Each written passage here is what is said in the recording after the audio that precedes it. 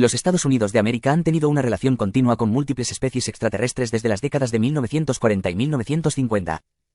Sin embargo, me centraré en la relación con nuestros mayores aliados de todos. 1. Especies específicas desde julio de 1947. El único evento del que todos se burlan fue un evento real. Roswell. Lo que ni siquiera los entusiastas de los ovnis saben es, no una, sino dos naves se hundieron esa noche. Uno al suroeste de Corona NM y uno cerca de Datil NM. Según los informes, el sitio de Corona es lo que se conoce como el Roswell lugar del accidente, y el otro cerca de Datil es otro que algunas personas creen que fue un accidente separado que ocurrió en 1949. Esto se debe únicamente a que la otra nave no fue descubierta hasta casi 2 años después, hasta que 2 rancheros la encontraron accidentalmente. En medio de un terreno aislado, apoyado sobre su techo.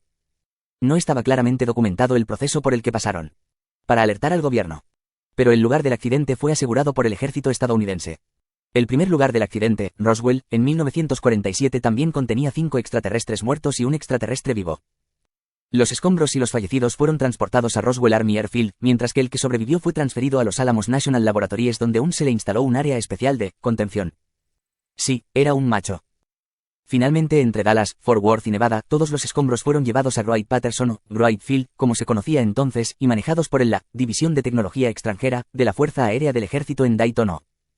Los 5 muertos también fueron llevados allí y puestos en un estado de congelación profunda, hasta que unos años más tarde, cuando se utilizó un líquido especial para evitar la descomposición.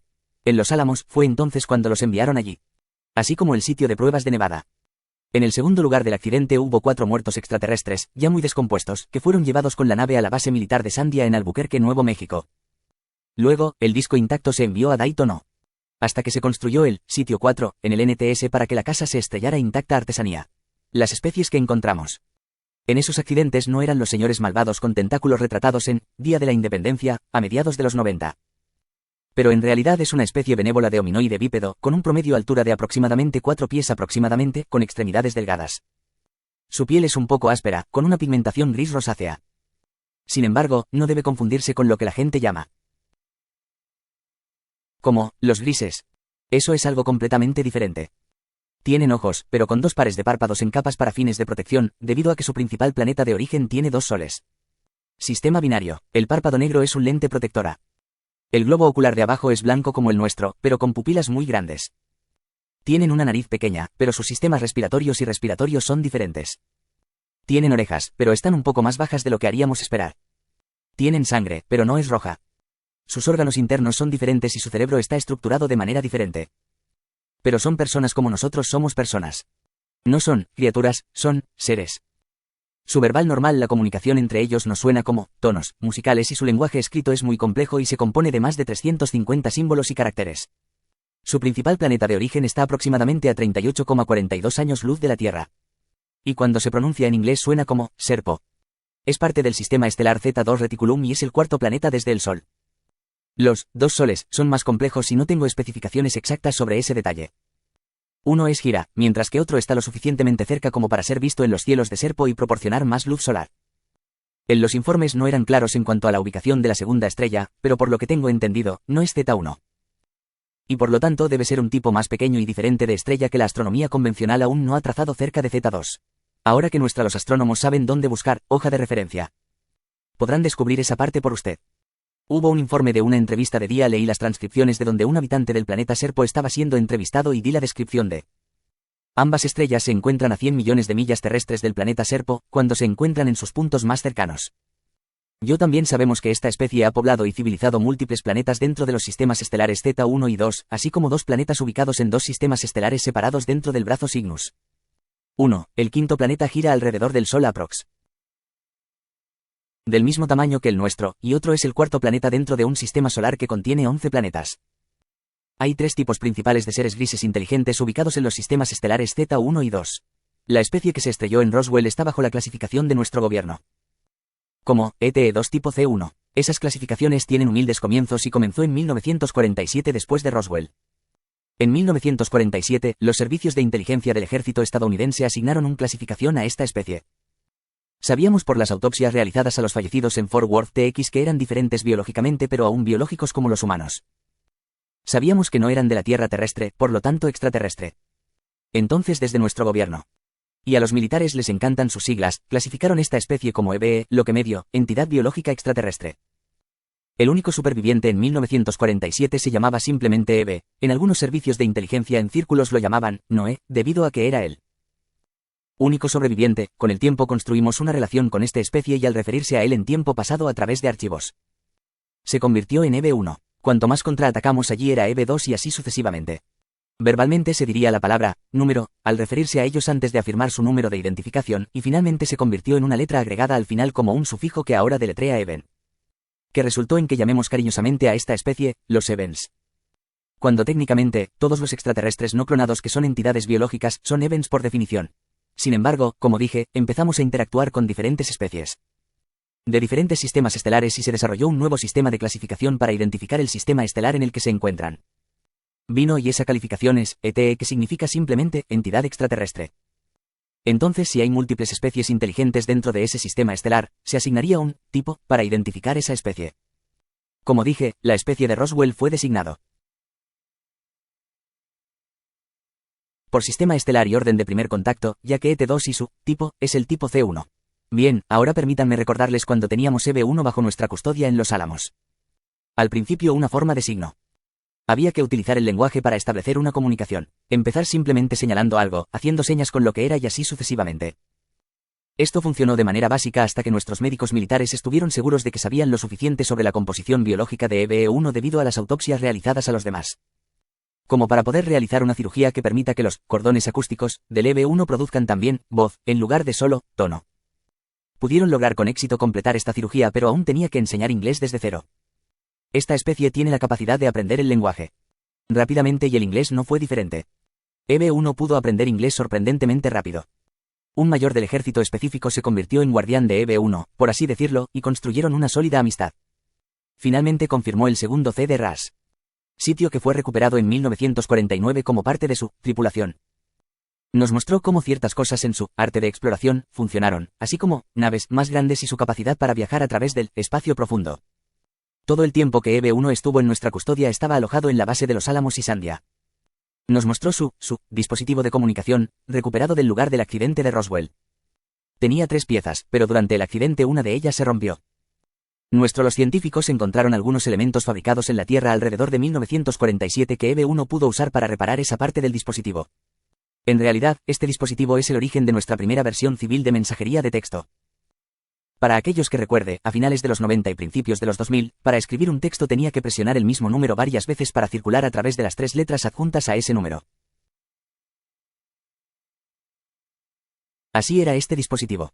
Una pantalla y un teclado con múltiples símbolos y caracteres para cada tecla para albergar el enorme lenguaje escrito de su civilización. Nuestra tecnología de mensajes de texto original fue sembrada en la industria tecnológica por nuestro ejército, inteligencia y distribuido para uso civil. Resultados de ingeniería inversa del accidente de Roswell, que honestamente podrían haber sido que nos fue dado décadas antes de lo que fue. Ahora, EB1 haciendo esto con lo que en ese momento eran símbolos extranjeros en un teclado y pantalla que aún no entendíamos del todo. Así que tuvimos que confiar en que estaba siendo transparente con ese ejército mayor que le creyó. Envió un mensaje haciéndole saber a su planeta de origen que estaba vivo y que los demás habían muerto. Él envió otro dando una explicación de cómo sucedieron los 2 accidentes. Solicitó algún tipo de transporte, otro sugiere que sus líderes y nuestros líderes se reúnan, y otro también sugiere que nuestros 2 gobiernos participen en algún tipo de programa de intercambio. Hubo generales militares que expresaron sus objeciones a permitir simplemente que EBE1 envíe mensajes que podrían resultar en algún tipo de invasión, pero en última instancia. Los archivos dictan que la llamada correcta se le hizo confiar en el juicio de ese mayor del ejército. Si bien no recibimos ninguna respuesta que supiéramos, EB1 continuó mostrándonos y enseñándonos cosas. Aprendimos que sus sistemas de propulsión solían viajar por todo el mundo. Planeta y de ida y vuelta desde el espacio no eran sistemas de propulsión en absoluto. En cambio, en realidad eran repulsión. Sistemas. Así es como funciona. Un motor dentro de la nave funciona con un elemento más pesado que el uranio enriquecido, pero sigue siendo de naturaleza nuclear. Este motor está diseñado para crear un campo electromagnético artificial de polaridad opuesta a la del natural. Campo electromagnético de los planetas y el espacio que ayudan a crear gravitacional. Tirón y gravedad en sí. Al tener la polaridad opuesta, el campo artificial entonces repele contra el campo natural. Los controles de la nave determinan el alcance, la profundidad y el volumen de la salida de repulsión. El resultado podría ser cualquier cosa. Desde un vuelo estacionario hasta una velocidad máxima y cualquier punto intermedio. El campo artificial crea como una burbuja, campo de gravedad alrededor de la nave, desplazando toda otra gravedad y campos con los que entra en contacto. Como subproducto de al crear esta burbuja de gravedad, ahora has creado tu propia gravedad artificial dentro de la nave, independientemente de la gravedad fuera de la nave. Si volaras boca abajo, aún así serías arrastrado hacia tu asiento en el gravedad deseada establecida por los controles. Y ni siquiera sabría que estás boca abajo a menos que fueras el piloto que simplemente lo hacías o tenías que mirar hacia afuera. Así es como estas naves son capaces de realizar un giro de 90 grados a velocidades ridículas. Velocidades sin que los ocupantes se conviertan en papilla en el interior, y cómo pueden elevarse tan rápidamente o dispararse al espacio tan rápidamente. De repente. Así es como estas embarcaciones pueden llegar a las profundidades más profundas de nuestros océanos sin verse afectadas por la presión del agua, gravedad. Me río cuando veo a estos llamados expertos y conocidos decir que no podría ser pilotos humanos dentro de estos ovnis UAP porque ningún humano podría resistir las fuerzas G generadas por la forma en que estos movimiento artesanal. ¿Qué les hace suponer que un extraterrestre podría hacerlo? Ninguno de nosotros puede, pero la verdad es, ninguno de nosotros tiene que hacerlo porque eliminamos las fuerzas G, así como la necesidad de combustible y emisiones. Otra cosa que aprendimos de EV1 fue, cuando lo tradujimos al inglés, lo que llaman túneles del tiempo. Los llamamos agujeros de gusano. A todos los astrofísicos que existen, ya no es necesario llamar a eso un conjunto teórico de física. Es absoluta verdad. Te voy a explicar cómo funcionan y la razón por la que no puedes verlos con ningún telescopio. Aprendimos que estos túneles del tiempo o agujeros de gusano están hechos tecnológicamente. Se forman naturalmente y se forman cuando se forman las galaxias y, además del movimiento de la propia galaxia, están estacionarias en sus ubicaciones. El truco para acceder a estos túneles es el mismo y único modo de verlos también. Velocidad. Una velocidad muy específica. Lo que está documentado en los informes clasificados es lo que se denomina velocidad óptima. Esto es aprox. 98% a 99% de la velocidad de la luz, pero no más rápida que la velocidad de la luz. Dado que las lentes telescópicas son estacionarias o solo moviéndose en el mejor de los casos, velocidad del cohete, entonces el telescopio nunca podrá captar la vista de uno de estos túneles. En la tecnología de repulsión, antigravedad, que acabo de explicar en este documento no tiene suficiente potencia para alcanzar estas velocidades. Aprendimos que en realidad son tres formas separadas de movimiento y tecnologías que deben usarse juntas para alcanzar y mantener esta velocidad óptima. Aprendimos de EV1 que debes emparejar la tecnología de repulsión con lo que se conoce como propulsión antimateria, y se describe en los informes como materia oscura cargada. Esto es logrado con aproximadamente el mismo tipo de elemento que impulsa un motor de diseño diferente que produce una reacción química a la misma composición elemental. La tercera tecnología crea una especie de vacío en la parte delantera de la artesanía. Esta es una tecnología que se utiliza para alimentar energía interminable de suministro ilimitado que describiré más adelante. En este documento, pero ese mismo elemento raro se combina con otros elementos y la materia oscura cargada para energizar un motor separado que crea este vacío en la parte delantera de la nave. Esta tecnología aparece en los archivos como partícula energía mejorada por vacío. Cuando se usan todos juntos y se regulan a través de los controles de la embarcación, se puede regular la velocidad. Cuando se usa, funciona juntos para alcanzar la velocidad óptima de esta manera. La energía mejorada del vacío de partículas tira del recipiente a través espacio mientras la materia oscura cargada los impulsa y la antigravedad los repele a todos al mismo tiempo. Y todo en ese momento tienes tu propia gravedad artificial y no sientes ningún movimiento en tu interior. Este tipo de embarcaciones suelen ser mucho más grandes. Y están catalogados como Starships. Una nave de exploración es simplemente demasiado pequeña para acomodar tantos motores. Hay más grandes naves conocidas como Shuttlecraft, que podrían equiparse con esta tecnología, pero por lo general estas naves espaciales son tan grandes que tienen tanto naves lanzadera como naves exploradoras en su nivel de percha. La especie de Roswell pudo viajar en su Starship desde el planeta Serpo hasta la entrada del túnel más cercano a ellos, a través del túnel. Hasta el punto de salida a nuestro sistema estelar y a nuestro planeta en aprox. 9 meses terrestres de tiempo. 38,42 años luz en 9,5 meses sin nunca alcanzar velocidades más rápidas que ligeramente por debajo de la velocidad de la luz. Y podemos viajar por todo el universo como eso, de túnel en túnel, de sistema estelar en sistema estelar y de galaxia en galaxia. Tecnología absolutamente asombrosa, utilizando las verdaderas leyes de la física. Y sí, Estados Unidos tiene estas capacidades ahora mismo y las ha estado utilizando ellos desde finales de los años 1980. Esta no es una tecnología experimental que todavía estamos descubriendo. Ninguna de la tecnología les estoy revelando que es nada experimental, pero me estoy adelantando. Déjame llevarte al año 1952. Ese es el año en que falleció EV1, uno de los individuos más importantes en la historia de los Estados Unidos, y ni siquiera sabías que existía. Es una pena. Después de su muerte intentamos varios mensajes usando su dispositivo, pero no recibió respuesta. Durante unos 6 meses intentamos esto. Ahora era la primavera de 1953. Volveré al dispositivo de comunicación, pero en ese momento, nuestros científicos se dieron a la tarea de tomar todo lo que habían enseñado por EB1. Así como todo lo que aprendieron estudiando su tecnología y mejorando el dispositivo para nuestros intentos de contacto. Sin embargo, el 20 de mayo de 1953 recuperamos una embarcación derribada en las afueras de Kingman, Arizona en el Montañas Cervat. Esta nave era de diseño más simple y más grande que la que se estrelló en Roswell. Aprox.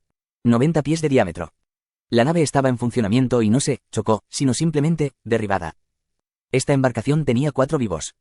Había extraterrestres a bordo y 2 resultaron levemente heridos por el aterrizaje forzoso. Nuestro equipo de recuperación, conocido como el Equipo Azul, fue enviado inmediatamente desde las cercanías. El Equipo Azul no sabía que estaban siendo monitoreados desde otra nave a gran altura. Esta nave derribada no funcionó correctamente debido al equipo de radar actualizado recientemente instalado en esa zona de las 4 esquinas del país.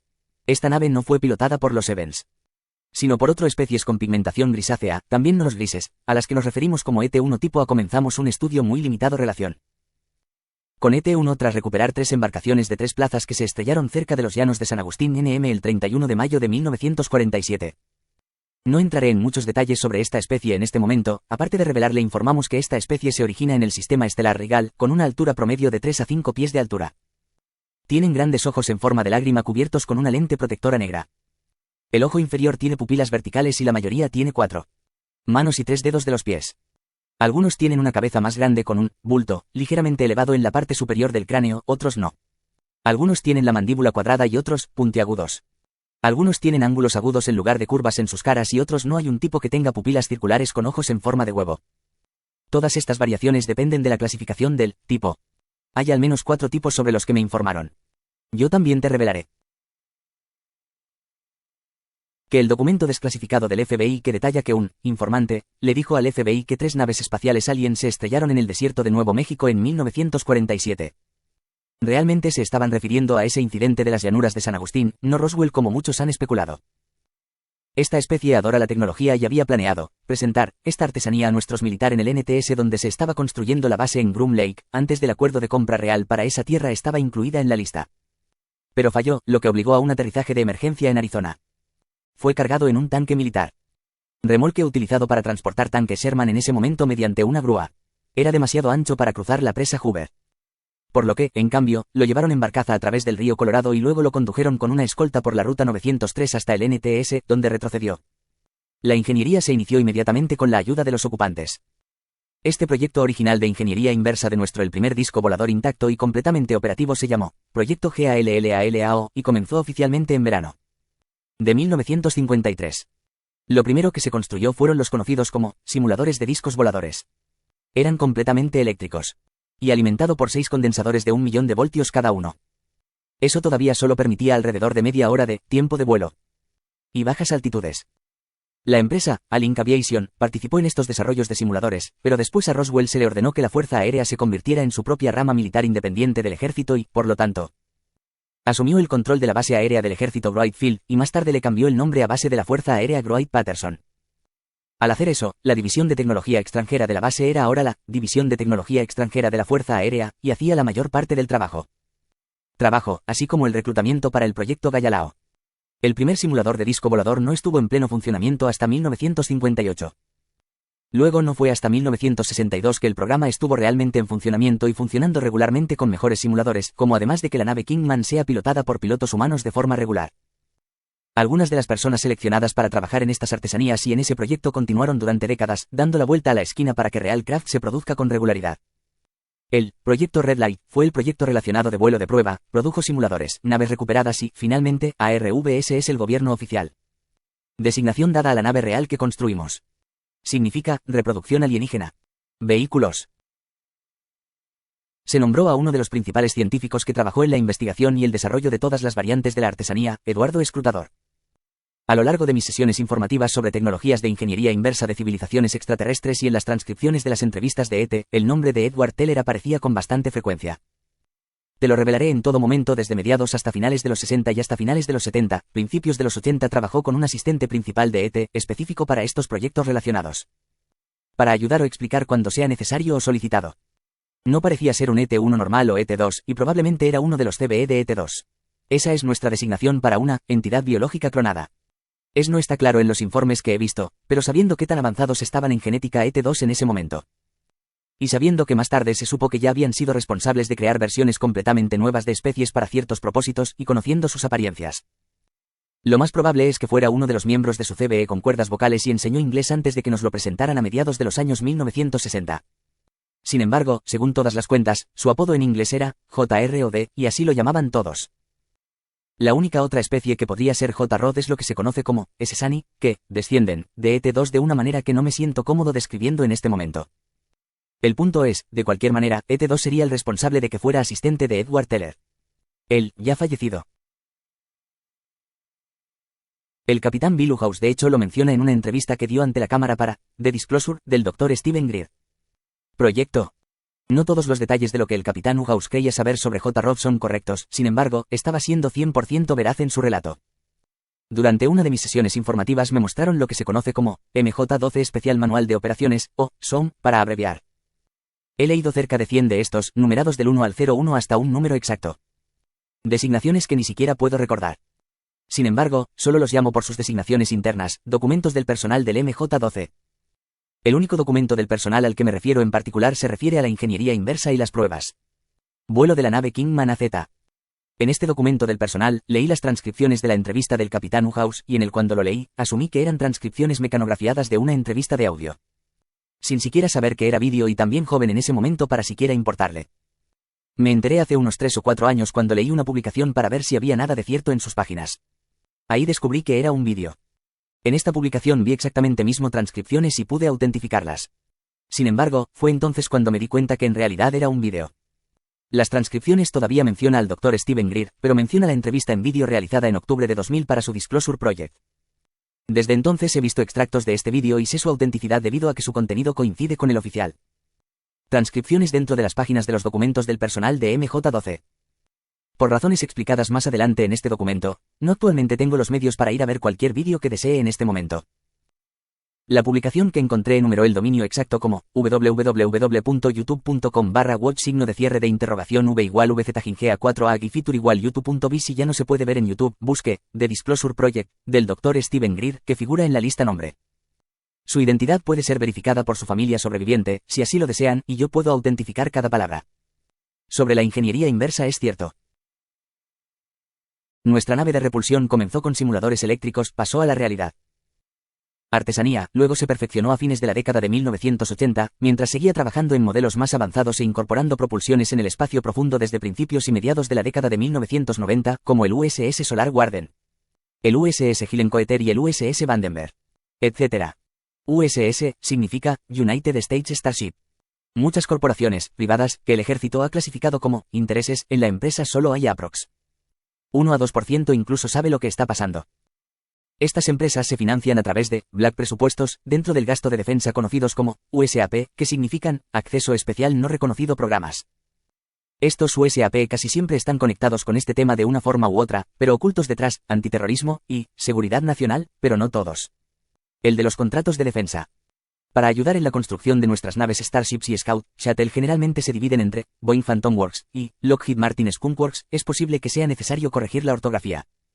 Sin embargo, hay otros menos conocidos involucrados, como Ford Aerospace, Martin Marietta Enterprises, Teledyne Ryan Aeronautical Incorporated, McDonnell Douglas, solo por nombrar algunos.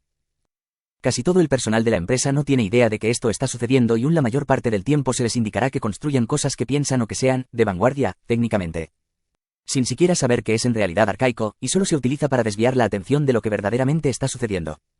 Sé que estos son hechos. Algunos de estas empresas han estado involucradas desde Roswell y algunas más ingresaron durante el proyecto Galileo en sus inicios. Sin embargo, durante la década de 1950, la mayoría se unió durante la administración de Nixon. La razón de esto fue la real. La razón por la que se creó la FOIA, al principio, no por la que usted cree que fue así. La libertad of Information Act fue una forma para que nuestros servicios militares y de inteligencia utilizaran empresas privadas para trabajar en esto. Tema porque las solicitudes de la FOIA no se pueden realizar a empresas privadas, solo al gobierno. Con exclusión de, ¿adivinaste eso?, USAP.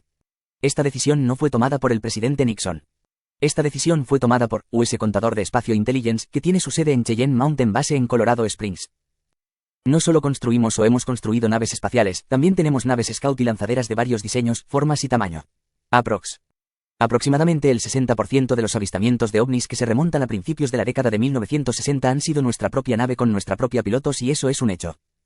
Obviamente eso significa que Sin embargo, aproximadamente el 40% no lo ha hecho. Hay mucho más aún, pero permítanme llevarlos de regreso a 1955. Después de 18 meses de que nuestros científicos trabajaran para mejorar el último dispositivo de comunicación de EB-1, enviamos 2 mensajes. Esta vez recibimos una respuesta.